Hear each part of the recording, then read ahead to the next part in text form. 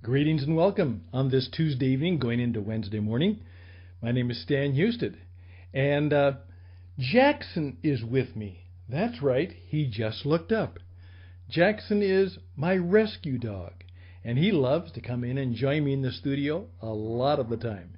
In fact, right now it looks like he's going to snore for a bit, and you might even hear Jackson. Well, today I'd like to talk to you a little bit about Jackson and rescue dogs, and then about you as an entrepreneur. And my challenge is for you, and particularly for you theologians, to bring together what I call a PET theology, a P-E-T theology. So stay tuned. We're going to talk about rescue dogs and a pet theology on this, the Jesus Entrepreneur Experience, and it begins right now.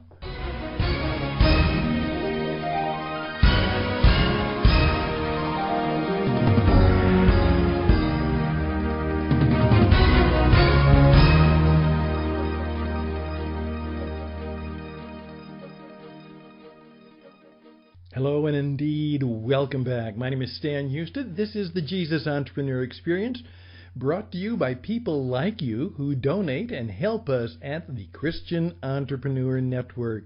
The Christian Entrepreneur Network, and just go tcenglobal.org, and you can find out more about us. And you can go to tcenglobal.org/contribute.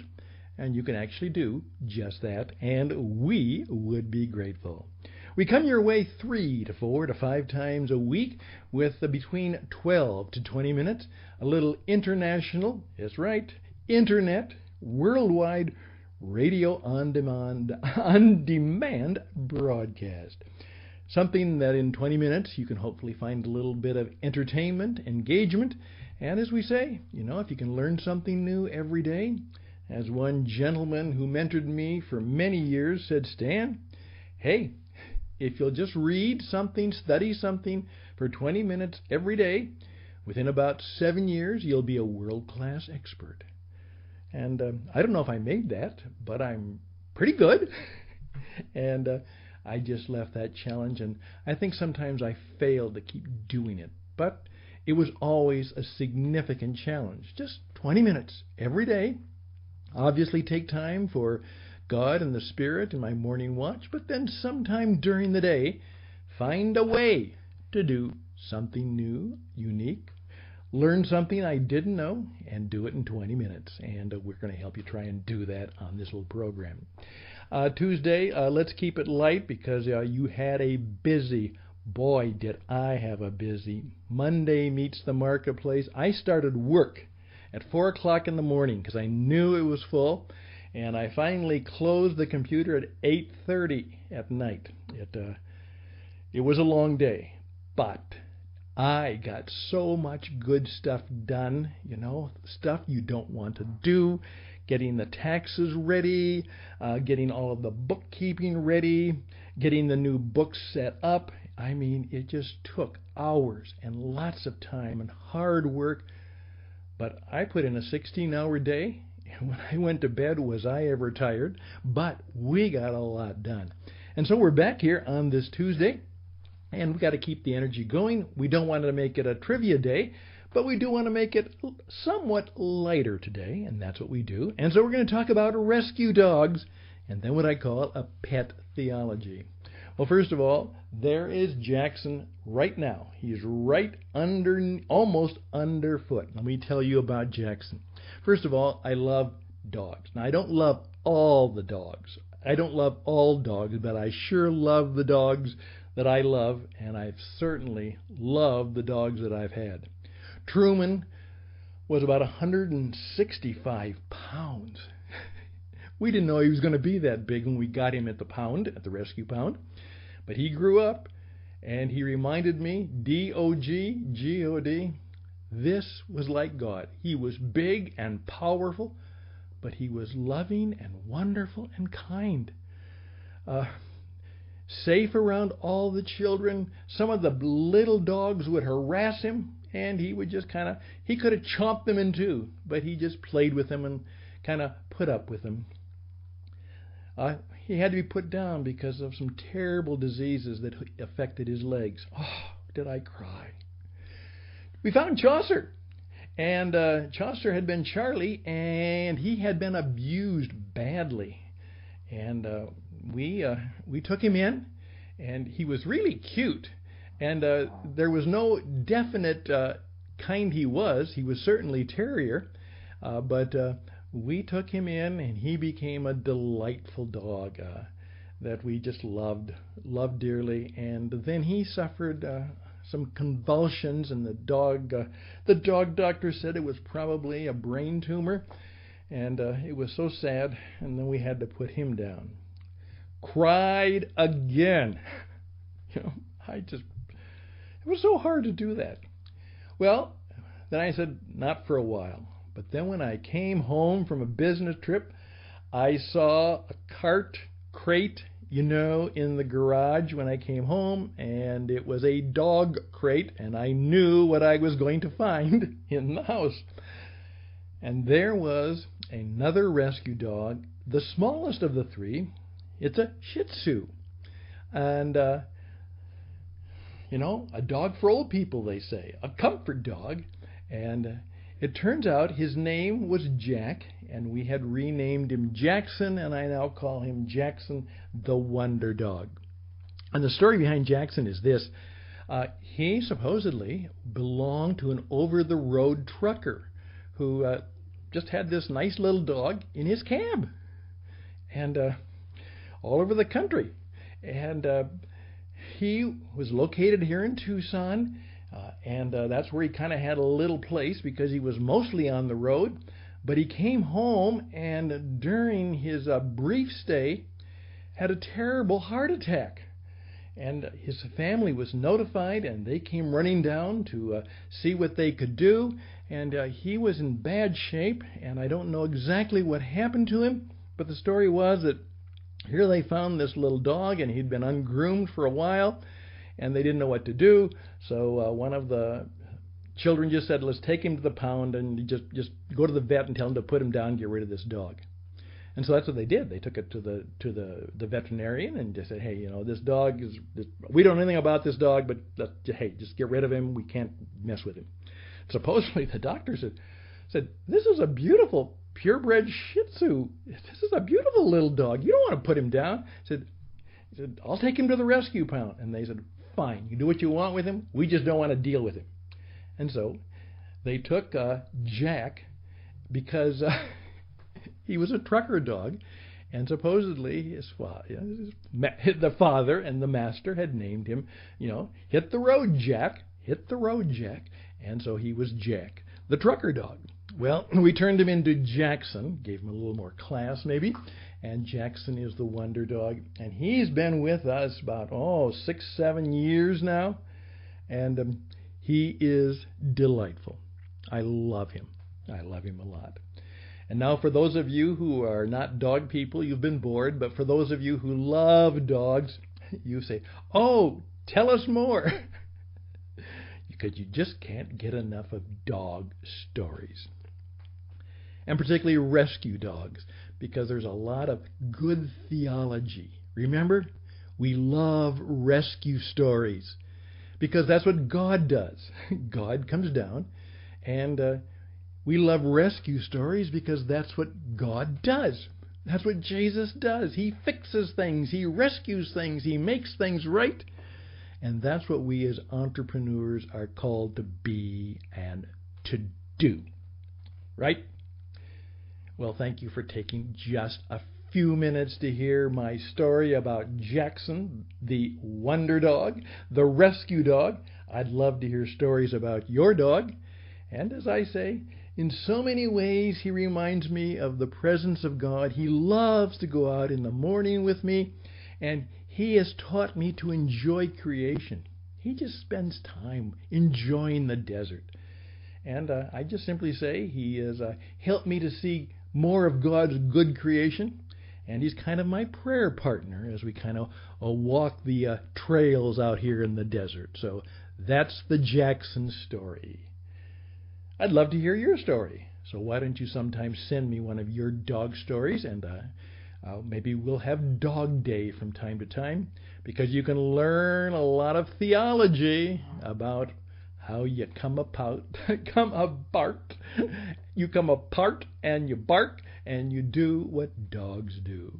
I'm Stan Houston, RadioEdge77@gmail.com, RadioEdge77@gmail.com. Now a little PET Theology, and that will get us there.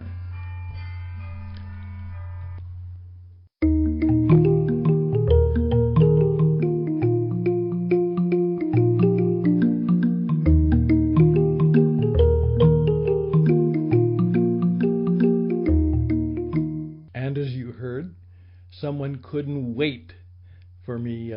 They wanted to tell me their dog story. And so they phoned right then, and you heard the call right on the air. How about that? Well, again, I'd love for you to call me if you want to. 520-664-7002. I didn't answer that call, but I will get back to it. 520-664-7002. Again, RadioEdge77@gmail.com. RadioEdge77@gmail.com, tcenglobal.org. That's where we hang out. Now, what are we all about? Now, you're going to discover that a number of people are asking me, Stan, okay, we hear your radio program, and it's okay for the most part. Some things we like, and some things we don't care that much about, but you're not too bad. And thank you for your response to the program about the prodigal. Wasn't that a wonderful story? And just the idea that the prodigal kind of lived an entrepreneurial life, and perhaps what could have happened after 20 years? What was he like when his life had been so profoundly changed as a younger man, and now with those wild things behind him? What do you think he achieved? Well, I think the story, as my friend Stephen told it, probably hit the mark. I think he went on to flourish and be fully alive, and to teach his children and the people in his household all kinds of good things about how to live, and how to farm, and how to build a business, and how to become a person of influence. I think he knew all those things. We don't know, but I think we do. And someone once said to me, well, the prodigal, that's a parable, so we don't know if it's a true story. It's a parable. And I said, oh, it's a true story, all right. It may not be a real story, but it's a true story. Just let that sit on your head for a while. Which actually has a little bit of theology behind it, Are all the stories that Jesus tells, are they all true, or are they all real? They're all true, but they may not be real.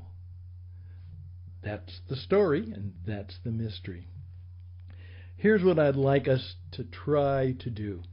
What we're here about is, first of all, we're not into a whole lot of theology in a theoretical or simply good and nice to know sense. What we want to do is we want to have practical theology.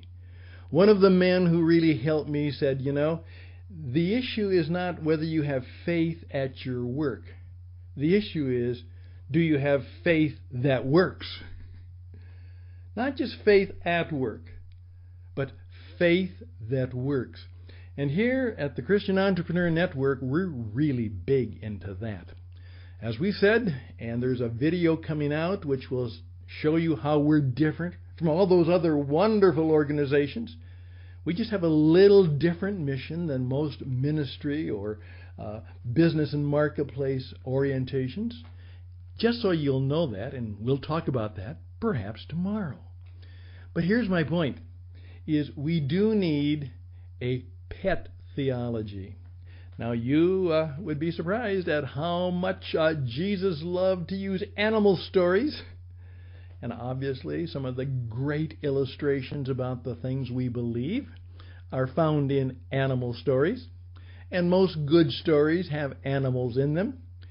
And you could go into all kinds of things that helps us.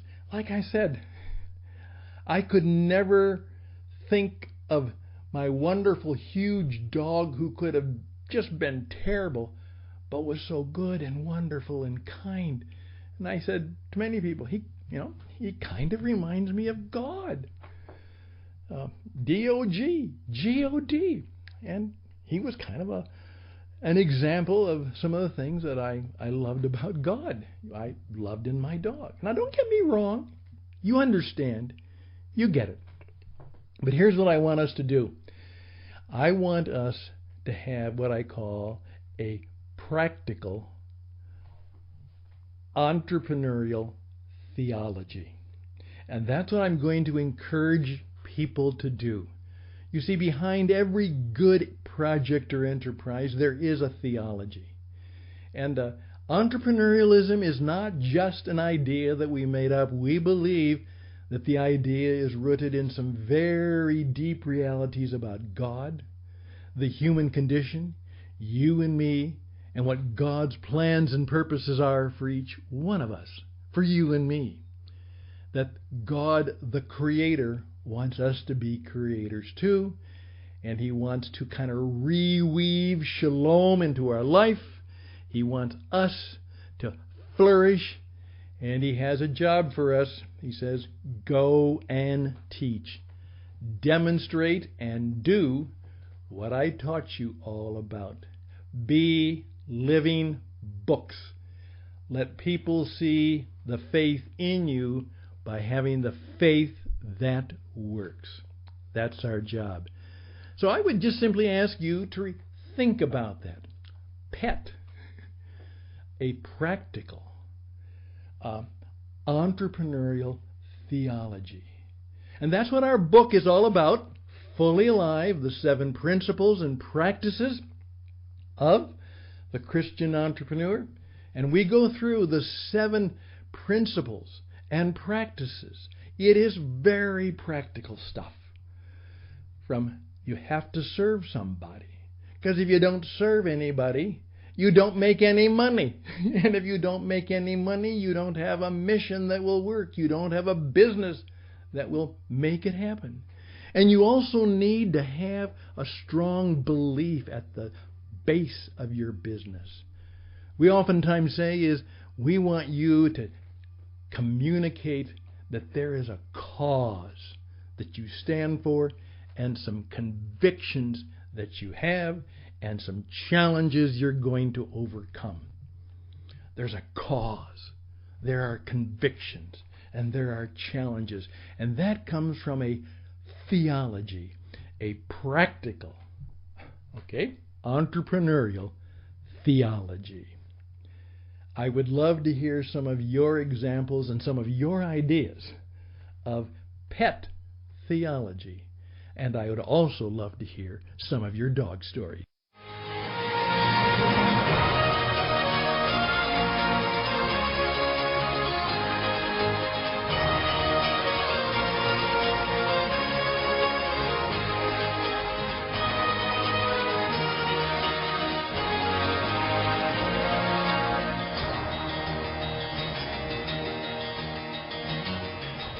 There we go. We wind it up in less than 20 minutes again. I hope that in this time together on Not So Trivia Tuesday that this has been helpful to you and that you will.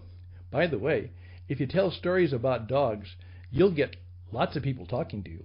And secondly, what you're going to learn is that if you can start to develop faith that works and demonstrate that and then be able to explain it and teach it, it will go far better with you. So we encourage you to do just that. Once again, my name is Stan Houston. This is the Jesus Experience, the Jesus Entrepreneur Experience from tcenglobal.org, radioedge77@gmail.com, radioedge77@gmail.com. And now you know more of the story of rescue dogs and what it means and what it could mean to you and me. All the best and blessings. Till next time, bye for now.